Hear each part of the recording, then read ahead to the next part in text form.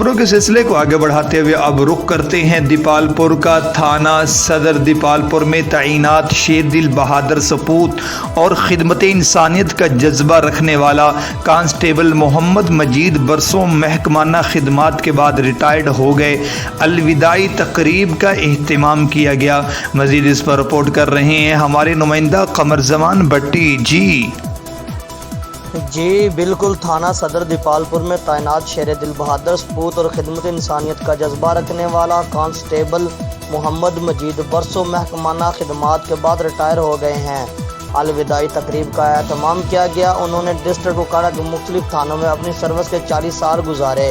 इस मौका पर SHO मलक तारिक जावेद आवान और थाना सदर दीपालपुर के तमाम मुलाजमीन की तरफ से खिराज तहसीन पेश किया गया और उनके लिए नए ख्वाहिशात तमन्नाओं का इजहार किया गया। फूलों की पत्तियां निछावर की, उन्हें हार पहनाए। कांस्टेबल मोहम्मद मजीद ने महकमा पुलिस को खैरबाद कह दिया और मजीद उन्होंने कहा कि इस तो तकरीम के साथ रिटायरमेंट हासिल करना बड़े एजाज़ की बात होती है। तकरीब में शिरकत के तमाम हाजरीन का शुक्रिया अदा किया और साथ खाने और मिठाई से तवाज़ो की गई। कैमरामैन टीम के साथ कमर जमान भट्टी, City 5 न्यूज़ दीपालपुर।